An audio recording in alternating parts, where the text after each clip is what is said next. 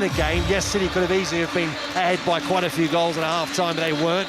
Means they're still in the game, and there's every opportunity then that anything can happen. In the second half, the substitutions changed the game. Fabian Hürzeler making 4 subs, that changed everything.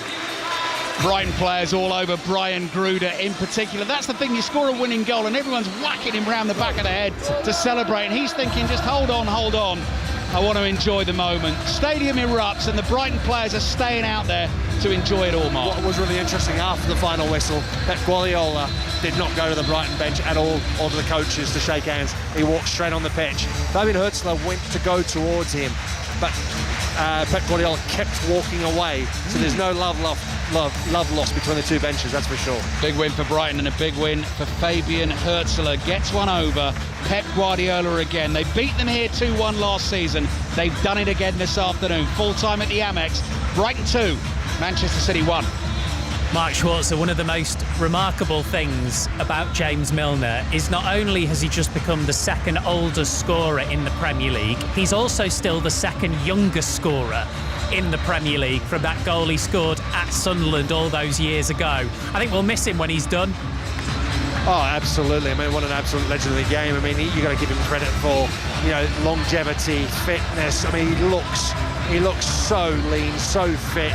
And he came on today and did a very, very good job. Fantastic penalty, really was a good penalty. And when you need your experienced player to step up at key moments, he obviously didn't shy from it. He stood up, he was there, and it was a fantastic penalty. Huge for Brighton to get their first win of the season just before the international break. Just watching Erling Haaland walk off the pitch now. From a City perspective, though, Mark, having started so brilliantly the new Premier League season with that 4-0 win at Wolves, those back-to-back defeats, particularly this one, that's back down to earth, isn't it?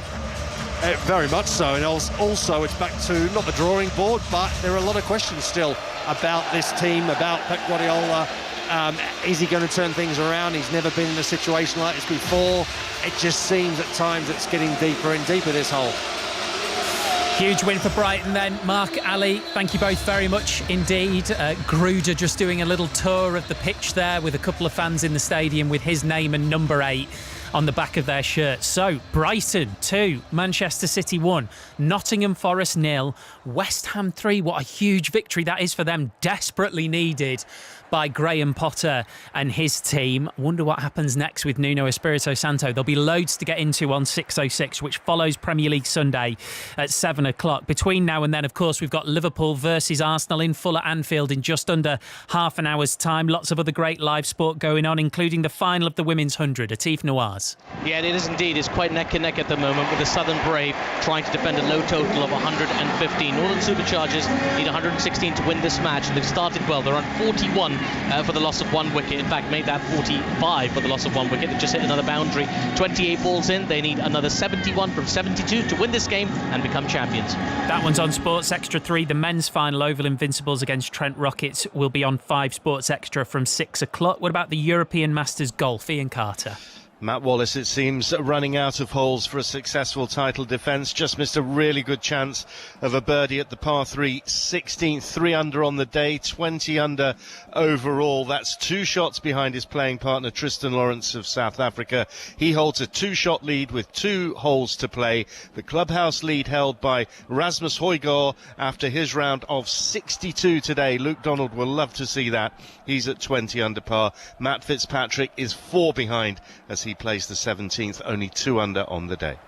Thank you very much, Ian. Let's go to New York next. Katie Smith, former British number 1, Annabelle Croft, both there for us at Flushing Meadows. Good afternoon, guys. Afternoon, Steve. How are you? Afternoon. Oh, very good, thank you. Always a pleasure. So we've got the US Open tennis commentary from 4:30 on Sports Extra 2.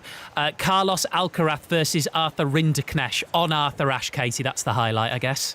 Oh, it's going to be a cracker. Carlos Alcaraz has been in sublime form so far, hasn't dropped a set through to the 4th round. And I think the one accusation you could maybe lay at his door sometimes, Steve, in the early stages of Grand Slams is he just gets a little bit bored and he goes off the boil, and sometimes he drops sets and sometimes he loses focus. But it looks like he is really dialed in, lost that Wimbledon title to Jannik Sinner in the last Grand Slam outing that he had this year. Previous to that, won that epic at Roland Garros. So I get the sense, Annabelle, that Carlos Alcaraz is really in business mode. All being said, he's having fun out on the court. He looks like he's enjoying himself with the worst haircut we've ever seen. So, you know, a bit of everything. Yeah, that seems to be the focus of everyone's imagination at the moment, is talking about his haircut, but you're spot on. I feel like he is very mentally dialed in. He's playing very efficient, clinical tennis, but he always has that creative artistic flair on the court, and I think we're seeing that joy again. You know, he's had some moments during his career where he's been very honest about sort of not always enjoying himself, feeling the pressure of all the expectation that's on his shoulders to try to kind of match the careers of Nadal and Federer and Djokovic, but so far what we've seen is all smiles but businesslike at the same time. Is basically what we do now, Annabelle, because of how good Sinner and Alcaraz have been. Basically just look at it and say, oh, well, Sinner dropped a set yesterday. How is he looking versus Alcaraz? Rather than really talking about their opponents round by round.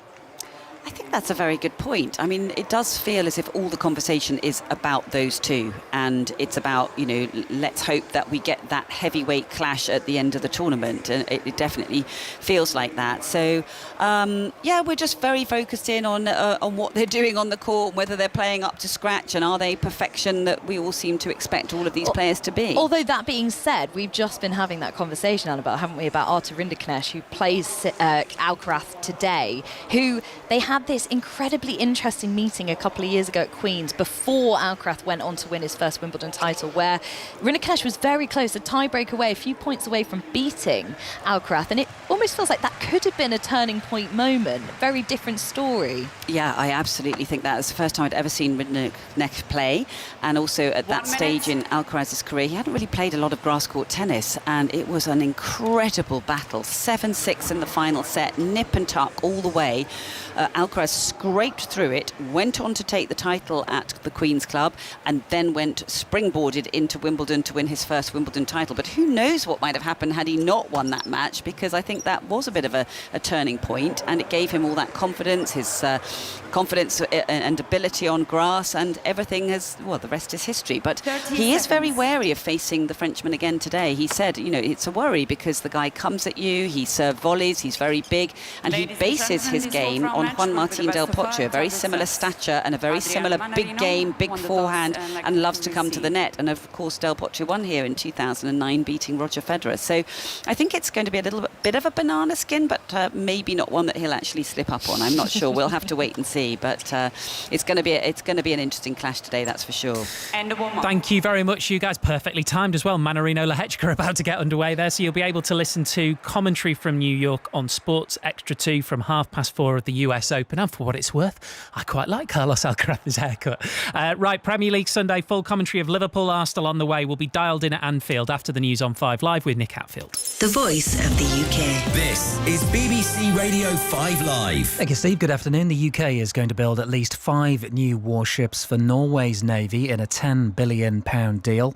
The government says the agreements will support 4,000 jobs. The deal will create a combined UK-Norwegian fleet of 13 anti-submarine frigates to operate together in Northern Europe.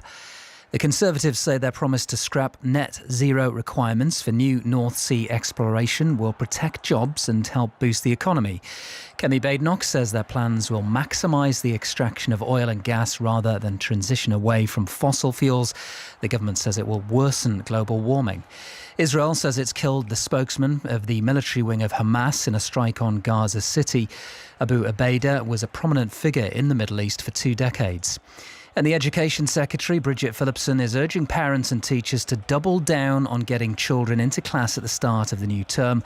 Data shows more than half of pupils who missed some of the first week last year went on to become persistently absent. It's the pinnacle of women's rugby union. Listen to the roar! 16 teams do battle with one goal.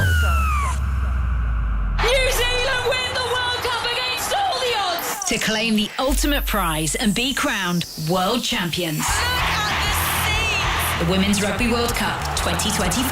That is an absolute amazing finish. Listen live with the BBC Sounds app. This is 5 Live Premier League Sunday with Steve Crossman. Listen on BBC Sounds. All right, we've got 20 minutes to go until what feels like the biggest game of the young season so far. Liverpool versus Arsenal in the Premier League, live from Anfield. John Murray's got the teams. Yes, it's a bit of a cliche, Steve, but I have to say there is a real feeling of anticipation in